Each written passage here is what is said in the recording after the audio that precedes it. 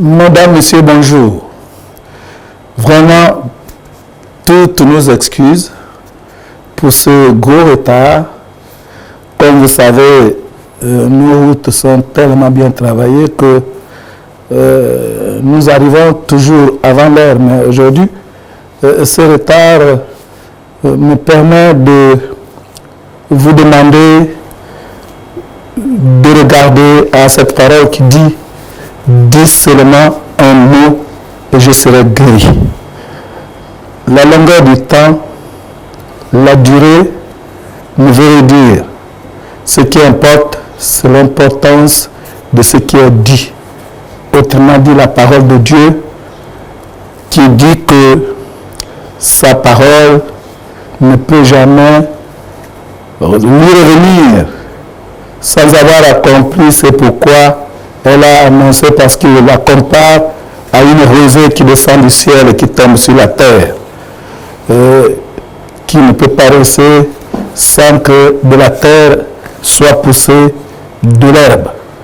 Ceci étant, je voudrais vous demander d'aller avec moi dans les Actes des Apôtres, puisqu'il est question de l'enseignement, au premier chapitre. Nous allons regarder ce qui est écrit et nous allons nous en inspirer pour l'enseignement, autrement dit l'exhortation de ce matin. Acte chapitre 1, à partir du verset 4. Comme il se trouvait avec eux, il leur recommanda de ne pas s'éloigner de Jérusalem, mais d'attendre ce que le Père avait promis. Ce que je vous ai annoncé, leur dit-il. Car Jean a baptisé d'eau, mais vous, dans peu de jours, vous serez baptisés du Saint-Esprit. Alors les apôtres réunis lui demandèrent, Seigneur, est-ce en ce temps que tu rétabliras le royaume d'Israël? Il leur répondit, ce n'est pas à vous de connaître le temps ou le moment que le Père a fixé de sa propre autorité. Mais vous recevrez une puissance, le Saint-Esprit survenant sur vous, et vous serez mes témoins à Jérusalem, dans toute la Judée, dans la Samarie et jusqu'aux extrémités de la terre. Nous nous arrêtons d'abord là. Ici, dans ce texte, nous découvrons la mission des apôtres que nous sommes. La mission des disciples de Jésus, la mission de l'Église. Jésus leur dit de rester d'abord à Jérusalem jusqu'à ce que le Père vous donne ou accomplisse sa promesse en vous. Le Père avait promis par des prophètes, notamment Joël, que le Saint-Esprit devait être répandu sur son Église, sur son peuple. Et Jésus lui-même a dit qu'il faudrait qu'il s'en aille afin que ses apôtres, afin que ses disciples, ses missionnaires puissent recevoir celui qui devait les conduire, celui qui devait les consoler en cas de détresse, celui qui devrait les enseigner, leur donner l'enseignement qui viendrait de Dieu, parce qu'il prend ce qui est à Dieu et il le leur annonce. Et là, nous sommes dans Jean 14. Ici, c'est la mission première, unique même, de l'Église. C'est de faire de toutes les nations des disciples. C'est d'annoncer le témoignage. Et il est question du témoignage. Au verset 8, il dit, « Mais vous recevrez une puissance, le Saint-Esprit survenant sur vous, et vous serez mes témoins à Jérusalem, dans toute la Judée, dans la Samarie et jusqu'aux extrémités de la terre. » Les témoins de Jésus-Christ. Les témoins de Jésus-Christ. Un témoin, c'est celui qui dit ce qu'il a vu ou ce qu'il a entendu. Et Jésus, pour éviter que ses disciples n'aillent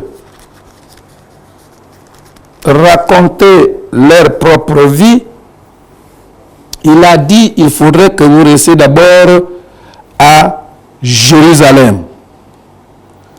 Il faudrait que vous restiez d'abord à Jérusalem en entendant l'accomplissement de la promesse.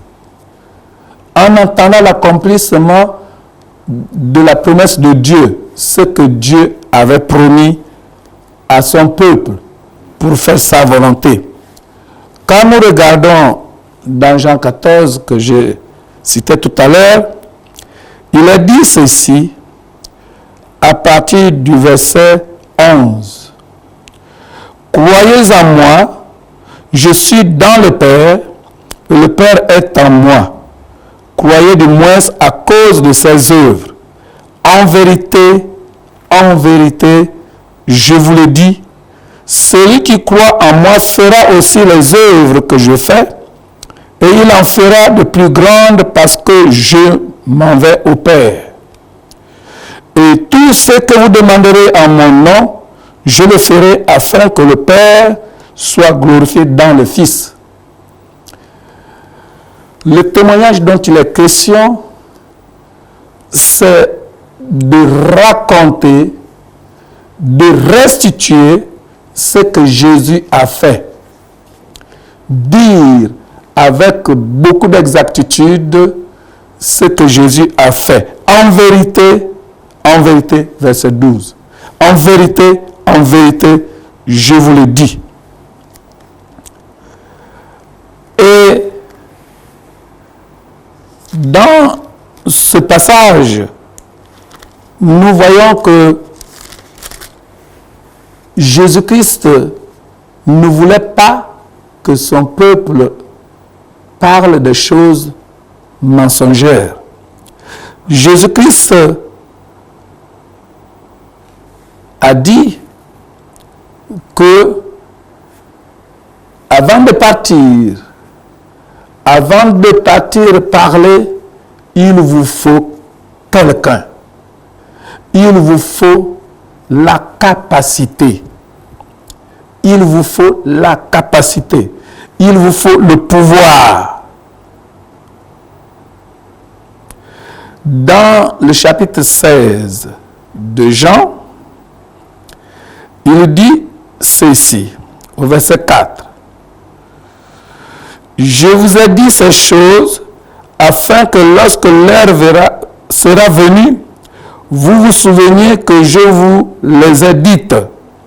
Je ne vous en ai pas parlé dès le commencement parce que j'étais avec vous. Maintenant, je m'en vais vers celui qui m'a envoyé et aucun de vous ne me demande où vas-tu? Mais parce que je vous ai dit ces choses, la tristesse a rempli votre cœur. Mais parce que je vous ai dit ces choses, la tristesse a rempli votre cœur. » Pourquoi la tristesse avait rempli le cœur de ses apôtres? Le cœur de ceux qui croyaient tout recevoir de leur maître et qui se sont retrouvés devant le fait que le maître leur annonce son départ. Ils avaient peur de rester à vide. Ils avaient peur de rester sans protection, sans conducteur, sans celui-là qui conseille. La parole de Dieu continue. Cependant, je vous dis la vérité. Il vous est avantageux que je m'en aille. Car si je ne m'en vais pas, le consolateur ne viendra pas vers vous. Mais si je m'en vais, je vous l'enverrai. Et quand il sera venu, il convaincra le monde en ce qui concerne le péché, la justice et le jugement. En ce qui concerne le péché, parce qu'il ne croit pas en moi. La justice, parce que je vais au Père et que vous ne me verrez plus. Le jugement, parce que le prince de ce monde est jugé. Autrement dit, le diable. Il dit au verset 14, pour une bonne compréhension, nous allons lire à partir du verset 13. Quand le consolateur sera venu, l'Esprit de vérité, il vous conduira dans toute la vérité, car il ne parlera pas de lui-même, mais il dira tout ce qu'il aura entendu et il vous annoncera les choses à venir. Verset 14, il me glorifiera parce qu'il prendra de ce qui est à moi et vous l'annoncera. Tout ce que le Père a est en moi. Tout ce que le Père a est en moi. C'est pourquoi j'ai dit qu'il prend de ce qui est en moi et qu'il vous l'annonce. Quand nous regardons tous ces textes que nous venons de lire, nous sommes rassurés que l'œuvre de Dieu n'a pas été confiée à l'homme comme on confie une histoire à son fils.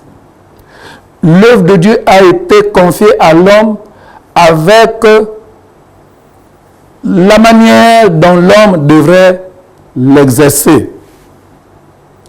Aujourd'hui, nous sommes en train de traverser une crise, de vivre une crise sanitaire, une crise même sociale, une crise politique pour ce qui est du Gabon.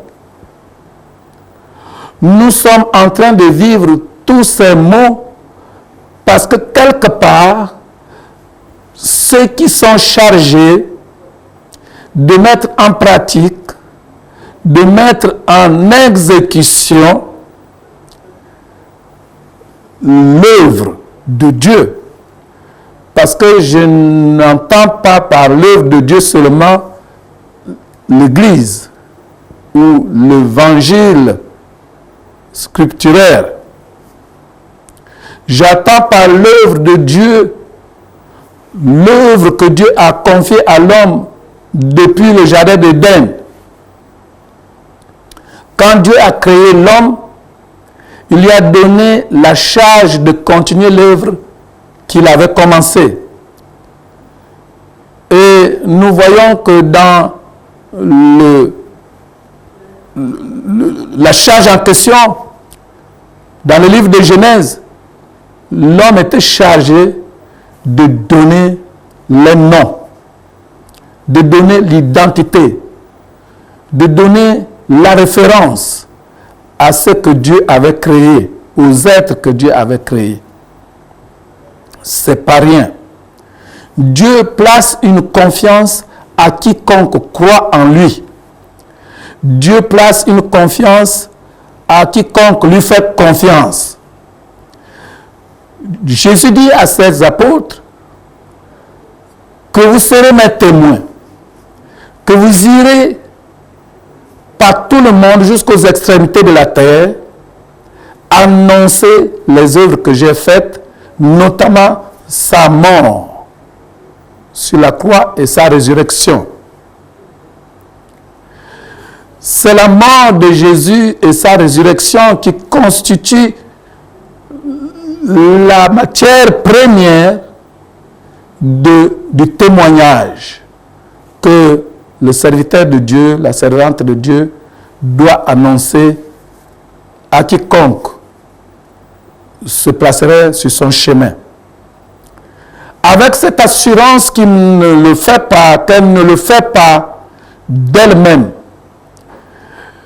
mais qu'elle le fait parce que il y a la promesse de Dieu qui s'est déjà accomplie, celle qui a concerné d'envoyer à l'homme le Saint-Esprit qui exerce une puissance dans le cœur de l'homme, dans la volonté de l'homme, afin de faire l'œuvre que Dieu lui a demandé de faire, comme dans le jardin d'Éden.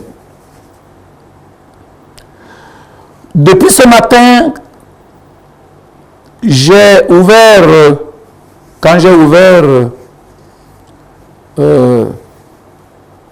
mes messages dans les réseaux sociaux, j'ai vu que j'ai reçu certains posts qui me parlent de la confirmation, de la révélation, autrement dit de l'ordre que Dieu nous a donné à nous, ces serviteurs qui sommes dans la vision, autrement dit dans la vision de l'Église internationale de Nazareth, qui est une vision de Christ. Chaque église a une vision, comme chaque maison a une éducation, chaque famille a une éducation, chaque peuple a une éducation qu'on appelle coutume et les us. Chaque communauté a une éducation, mais tous les peuples, toutes les communautés vivent sur la terre. La terre, elle est commune. C'est pourquoi cette crise qui sévit sur toute la terre, appelée pandémie,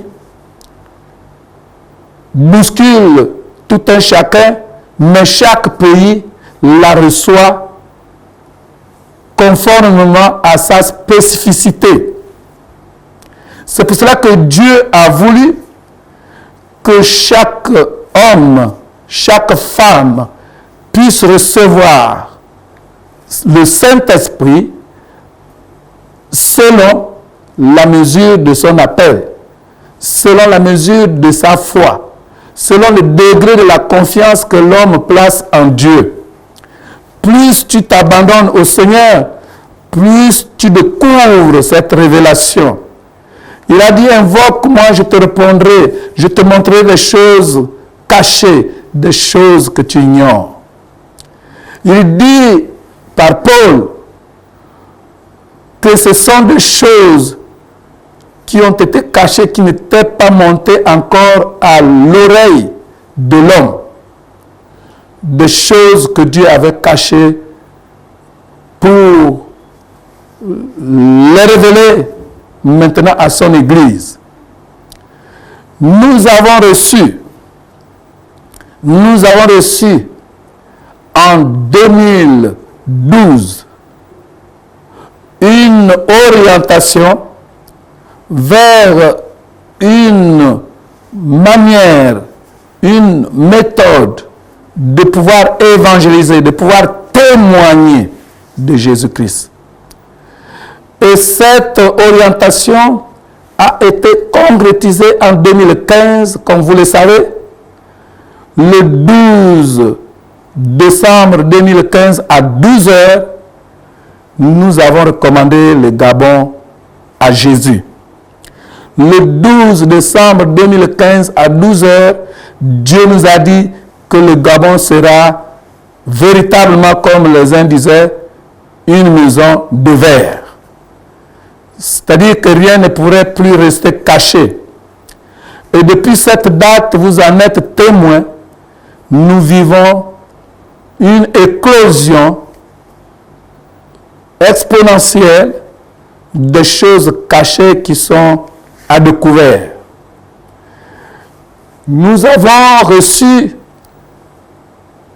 en mi-chemin, cette capacité de pouvoir continuer dans cette vision. Mais ici, Jésus dit de rester d'abord à Jérusalem. Le problème du chrétien, c'est qu'il cherche à enlever la paille qui est dans l'œil de l'autre, tout en omettant la poutre qui cache sa rétine. Moi, je ne vois pas dans cette expression uniquement le fait d'accuser l'autre, le fait de mépriser l'autre, mais je vois aussi cette vision. Je vois aussi cette vision où le chrétien a toujours tendance à mépriser son potentiel, à mépriser son onction, à mépriser son bagage, ce que Dieu lui a donné, pour pouvoir rester toujours, pour rester toujours attiré par ce que l'autre fait, attiré par ce qui se fait à l'étranger. L'homme a toujours tendance à chercher la paille. Mais Jésus dit que ce qui est là-bas, c'est la paille. C'est une paille. Mais ce qui est en toi, c'est un grand potentiel, une poutre. C'est une poutre qui est en toi. Tu regorges la puissance de Dieu en toi. Regarde à l'onction que le Saint-Esprit a déposée au-dedans de toi. Ne cherche pas à distance. Vous avez peut-être constaté que dans nos églises, dans nos maisons, les gens ont tendance à partager les posts, autrement dit les messages qui viennent d'ailleurs, qu'ils ne connaissent même pas les auteurs, oubliant l'homme de Dieu, la servante de Dieu, oubliant l'action du Saint-Esprit en lui. Et ça ne vient pas pour glorifier Jésus-Christ. Ça vient pour te retenir à la case de part. Jésus n'a pas dit de rester seulement qu'à Jérusalem. Il a dit de témoigner à Jérusalem. Jérusalem, c'est la personne elle-même. Jérusalem, c'est la maison de la personne. Jérusalem, c'est la famille de la personne. Jérusalem, c'est le quartier de la personne. Jérusalem, c'est la ville de la personne, c'est le pays de la personne. Avant d'aller en Samarie, dans la Judée, toute la Judée. Quand Dieu nous révèle cette vision, Dieu nous montre d'abord notre Jérusalem, le Gabon. Dieu nous demande de nous identifier au Gabon. Mais ici, le Saint-Esprit, par ma bouche, interpelle l'Église du Gabon. Que quand Dieu utilise un frère, une sœur, pour la gloire de son nom, nous ne devons pas voir le frère, voir la sœur comme étant un concurrent. Nous sommes complémentaires. Regardez ce qui se passe dans notre pays, le Gabon. Regardez comment la parole de Dieu est contre-attaquée du tic au tac. Nous disons que l'épidémie, pour parler du Gabon, la pandémie, pour parler du monde entier, que l'épidémie qui sévit dans notre pays n'est pas pour la mort du Gabon, n'est pas pour la mort massive des Gabonais. Nous le disons parce que poussés, inspirés par le Saint-Esprit. Parce que Jésus-Christ de Nazareth a pris déjà possession de notre pays. Parce que le sang de Jésus se déverse encore. Il est encore sur l'autel où il a été versé et il est encore vivant. Et ce sang est en train de se déverser sur la maison de quelqu'un, sur la vie de quelqu'un, sur la famille de quelqu'un et sur notre nation. L'ennemi peut se lever quelque part pour dire que n'écoutez pas ce que disent ces hommes et femmes. Mais nous avons cette confirmation, cette vérité que nous convainc le Saint-Esprit qui nous conduit, que Dieu, en Jésus-Christ, fait de nous ses témoins. Et nous nous témoignons la vérité. Ce que je vous dis, nous le dirons autant de temps que cette crise va sévir. Et elle ne sévira pas pendant longtemps, comme disent les scientifiques. Elle va s'arrêter. Ce n'était qu'une interpellation du peuple de Dieu, afin que le peuple de Dieu puisse élever Jésus-Christ, notamment dans notre pays, afin que le sang de Jésus soit présenté, afin que le sang de Jésus soit marqué dans le cœur des gens. Et pour que le sang de Jésus soit marqué, nous avons besoin de croire en à ce sceau, en cette marque que nous avons représentée en 2015. Loin de nous une certaine façon de faire de l'idolâtrie. Mais, bien-aimés, Apocalypse nous le répète, mais bien-aimés, dans la Genèse, la parole de Dieu nous parle du sang de Jésus-Christ. Le sang qui a été versé par Dieu lui-même en coupant la tête d'une bête pour pouvoir faire de ces créatures qui ont été créées à son image les habits. Donc les habits d'Adam et Ève. Nous sommes témoins de Jésus. Nous devrons d'abord commencer à croire en ce que disent les hommes de Dieu locaux. Dieu est aussi au niveau local. C'est ce que j'ai envie de dire ici. Par le Saint-Esprit, croyez en ce que les prophètes du Gabon disent. Croyez en ce que les serviteurs de Dieu du Gabon disent. Le sang de Jésus va épargner le Gabon. Et pour que les politiques ne disent pas que c'est à cause de leur politique que le Gabon a été sauvé, Jésus confond la politique des politiques. Jésus confond la politique des politiciens. C'est pourquoi ils prennent des décisions, si bonnes soient-elles, mais qui sont mal exécutées. Et ce sera toujours comme ça au nom de Jésus-Christ, jusqu'à ce que Jésus soit élevé officiellement dans ce pays. Je le dis et je le confirme.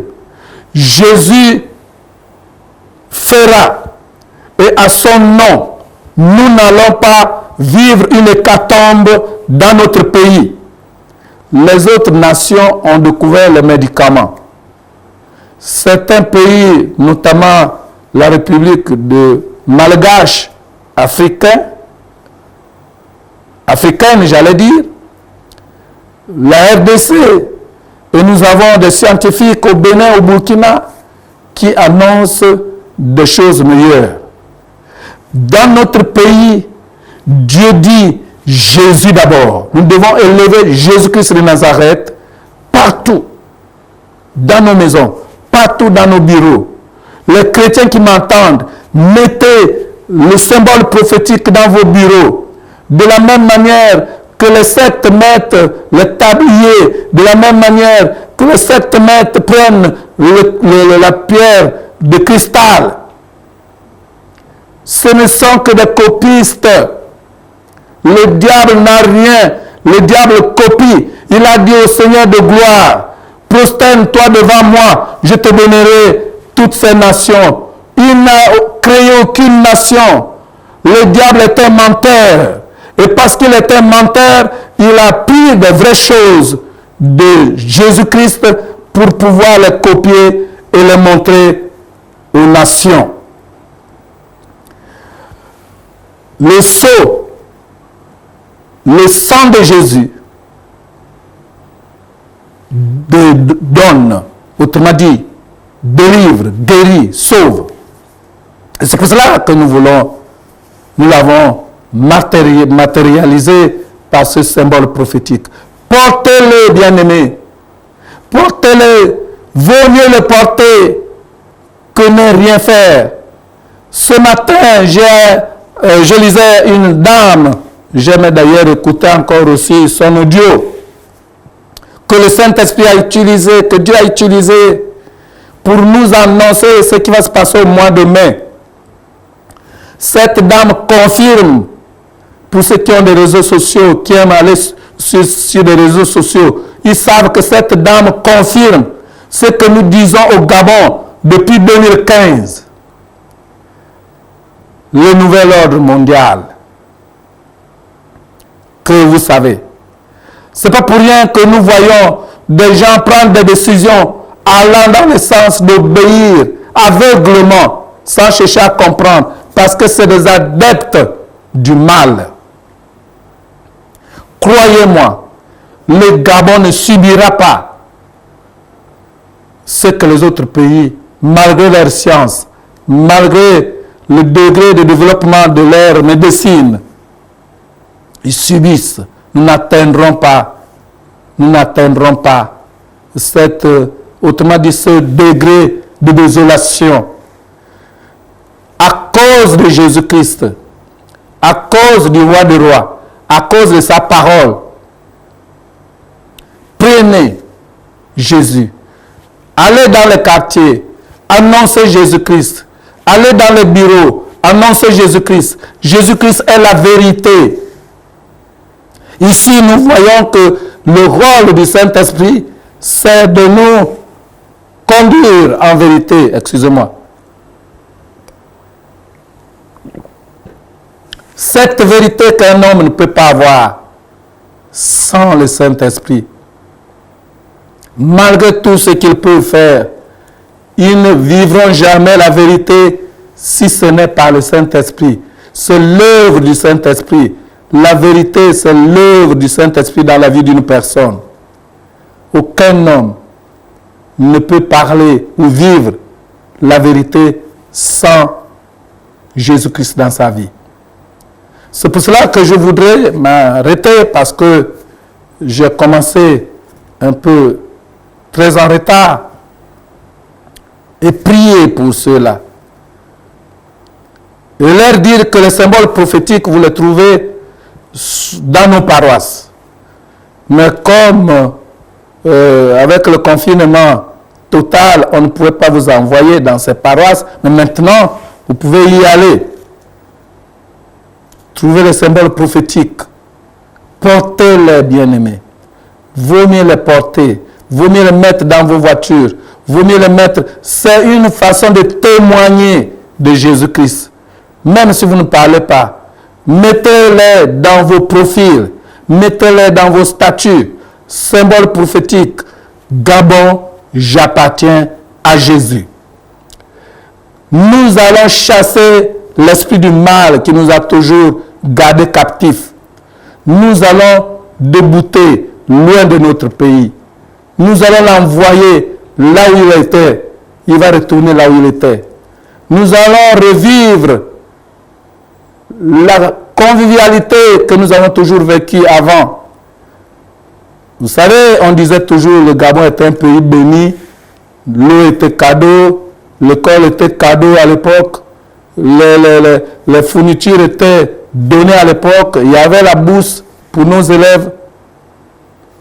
Mais aujourd'hui, avec l'arrivée, avec le capitalisme sauvage soutenu par les agents du mal, nous commençons à voir qu'un pays de moins de 2 millions d'habitants qui font la population d'un quartier, d'une commune, d'une ville, des autres pays.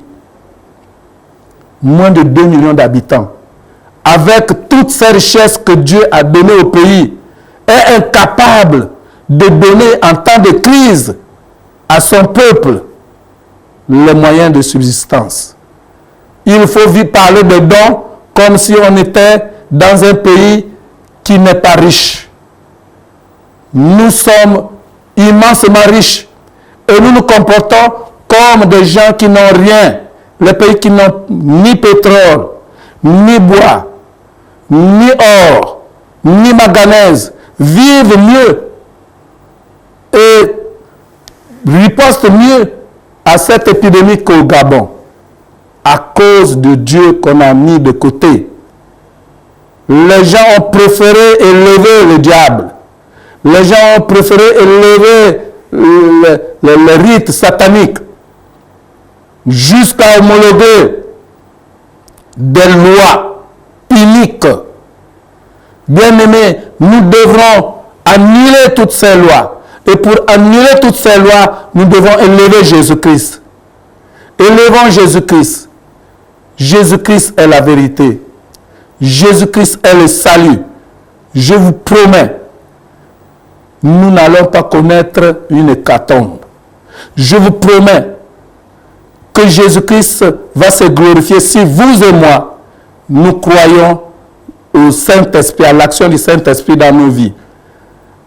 Dans Apocalypse, avant de prier, je voudrais vous rappeler cette protection que Dieu nous accorde. Dans Apocalypse chapitre 12, la Bible nous dit qu'ils ont vaincu, qu'ils l'ont vaincu à cause du sang de l'agneau que je vous parle et à cause de la parole de leur témoignage, jusqu'à ne pas craindre la mort. Jusqu'à ne pas craindre la mort. Ils ont témoigné jusqu'à ne pas craindre la mort.